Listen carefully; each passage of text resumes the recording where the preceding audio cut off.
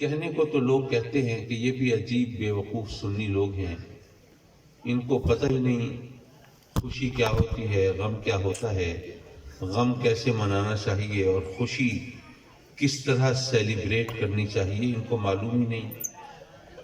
غم کا موقع ہو تب بھی یہ میلاد منا لیتے ہیں، خوشی کا موقع ہو تب بھی میلاد منا لیتے ہیں۔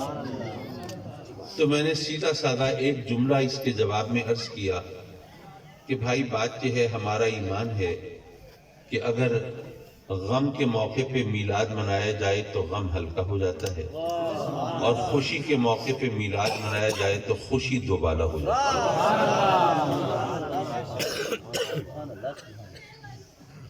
حضرت مکرم آقا کریم حضور علیہ السلام کا میلاد منا کر دراصل ہم یہ اعلان کرتے ہیں کہ جو رب کائنات نے ہمیں جو بھی کچھ عطا فرمایا ہے، ہمیں یہ اعتراف ہے کہ وہ دراصل آقا کریم صلی اللہ علیہ وسلم کی غلامی کا صدقہ ہے۔ اور آپ دیکھیں تو ہمیں جو کچھ بھی ملا ہے وہ سرکار کی غلامی کے صلے میں ملا ہے۔ جیسے آپ نے سنا ہوگا ابھی رجب کا مہینہ گزرا ہے، علماء کرام کتابات فرماتے ہیں اور بتاتے ہیں کہ جب میرے آقا کریم صلی اللہ علیہ وسلم شب معراج میں سدرۃ المنتہا پہنچے تو جبریل کھڑے ہیں، تقدم یا جبریل، جبریل چلو نہ آگے، ابھی تک تو رفاقت کا حق نبھایا ہے، شانہ بشانہ ساتھ رہے ہو، اب قدم چھٹک گئے ہیں، رفتار تھم گئی ہے، کھڑے ہو گئے ہو، چلو آگے۔ عرض کی آقا میری حد، میری بس تو یہیں تک تھی، بال برابر آگے بڑھا تو جل کر خاک ہو جاؤں گا۔ آقا کریم صلی اللہ علیہ وسلم نے فرمایا کہ اچھا جبریل تم آگے نہیں چل سکتے پر مجھے تو آگے جانا ہے، تو چلو تمہاری کوئی حاجت ہو تو بیان کرو۔ تو یہاں پر علماء نے کہا کہ دراصل میرے آقا کریم حضور علیہ السلام دراصل جبریل کے ایک احسان کا بدلہ اتار رہے ہیں۔ کون سا احسان؟ جب نمرود نے الاؤ دہکایا تھا، آگ بھڑکائی تھی، سیدنا ابراہیم علیہ السلام کو وہ معاذ اللہ نظر آتش کرنا چاہتا تھا، تو جبریل حاضر ہوئے، عرض کی بارگاہ خلیل میں کہ اللہ کے خلیل کوئی حکم ہو فرمائیں، کوئی حاجت ہو بیان کریں، کیا آگ بجھائی جائے، کیا جان بچائی جائے؟ حضرت ابراہیم علیہ السلام نے تو معذرت کر لی تھی کہ جبریل میری تجھ سے کوئی حاجت نہیں، لیکن اس نے تو اپنی سروسز آفر کر دی تھی، اپنی خدمات پیش کر دی تھی، اس نے تو احسان چڑھا دیا تھا نا، صحیح میں ہر خدمت کے لیے حاضر ہوں۔ تو علماء نے کہا کہ اس نے چونکہ سیدنا ابراہیم علیہ السلام پر، میرے آقا کریم کے جد امجد پر یہ احسان چڑھایا تھا، تو آقا کریم آج اس احسان کا بدلہ اتار رہے ہیں اور فرما رہے ہیں کہ جبریل کل میرے دادا سے، میرے جد امجد سے تو نے کہا تھا کوئی حاجت میں بیان کریں، انہوں نے تو کہہ دیا تھا تجھ سے کوئی حاجت نہیں، لیکن آج میں اس احسان کا بدلہ اتار رہا ہوں اور تجھ سے پوچھتا ہوں تیری حاجت ہو تو تو کوئی بیان کر۔ اچھا میں کچھ عجیب ذہن رکھنے والا، اگر مگر سوال و جواب کے گرداب میں پھنسنے والا، میں سوچنے لگا یہ عجیب ماجرا ہے۔ جبریل نے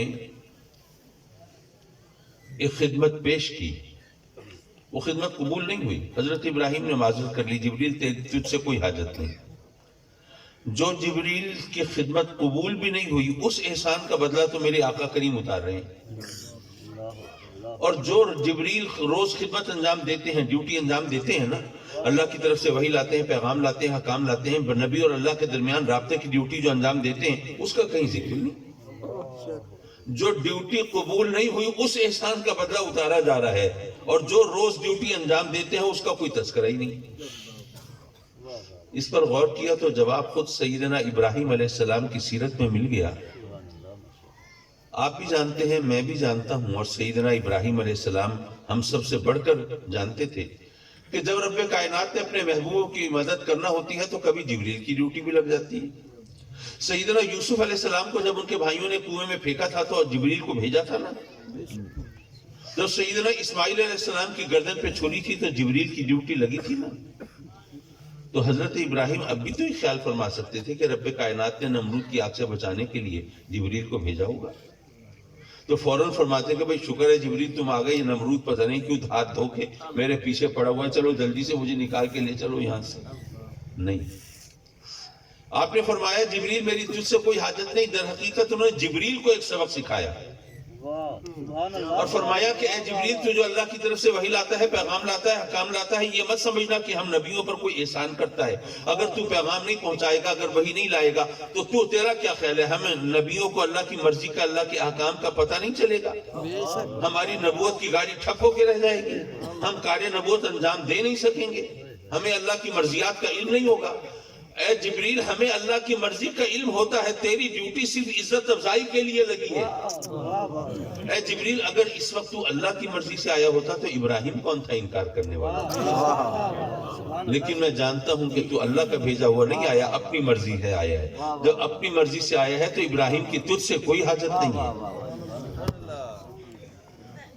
اور پھر سیدنا ابراہیم علیہ السلام نے ایک اور پیغام بھی دے دیا. وہ کیا کہ اے جبریل اللہ جانتا ہے نا کہ نمرود مجھے آگ میں جھونکنا چاہتا ہے. اللہ کو معلوم ہے کہ اس نے آگ دہکائی ہے میرے لیے، لیکن اس نے نہیں بھیجا تجھے مجھے بچانے کے لیے، تو خود آیا ہے.